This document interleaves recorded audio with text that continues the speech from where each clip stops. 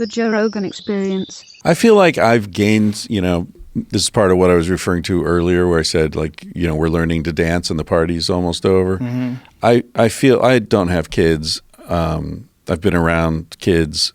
But I feel like when I was in my 20s, let's say, I sort of worked this out recently in relationships that I think there are three things. There's attraction, there's compatibility, and there's love. Mm. And I look at a lot of my relationships with women, they had two of those. Mm. Always love. Yeah. Sometimes the sex was great, and sometimes the compatibility was great, and very rarely all three of those. But I used to think love was a really limited, scarce experience in life. And the older I get, the more I feel like, no, I could love anybody. Mm. If I spent enough time with them and got to know them, I'd feel love for them. Right. That's not hard to find. It seems it's everywhere. Mm-hmm. And when I was young, I thought it was really hard to find. Well, for some people it is. Some people it's hard to find someone who loves them, and some people are burdened down. Like you're very free in the sense that because you have this unusual way of making money, and you don't have a lot of needs. You don't need a lot of material things.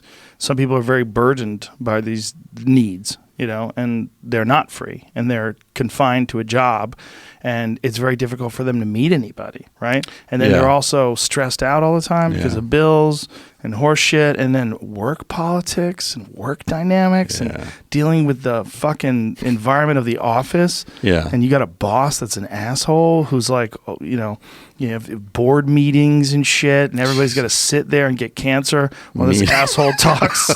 You can imagine feel it. sitting at a board table and some guys, what we got to do with this company? That's right. The Matrix. I need you to be here after work. I need you. You're here 9 to 5. I want to see real commitment. I want to, when I'm leaving at 7. Yeah, when I'm leaving at 7, I want to see you still here working. Yeah. Like, what? Yeah. No. And then it's hard to meet somebody. It's hard to find love. Yeah.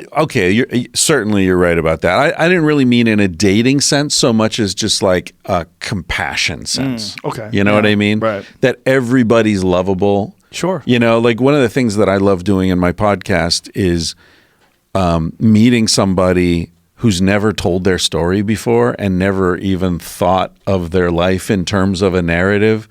And in the course of the podcast, having them realize how fucking interesting they are and how interesting their life is. But I've had people like break into tears and stuff, because they've never thought, like no one's ever asked. Right.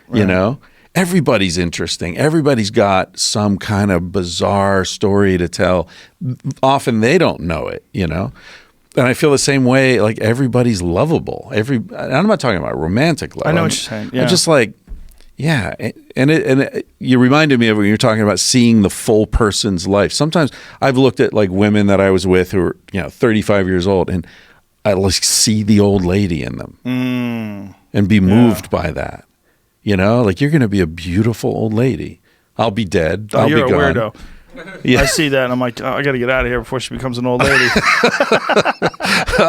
I see menopause coming. Get me out of here. I don't want anybody angry at me for shit I didn't even do. Yeah. No, I know what you're saying. And I mean, everybody's lovable to somebody, right? I mean, unless you're a fucking psychopath.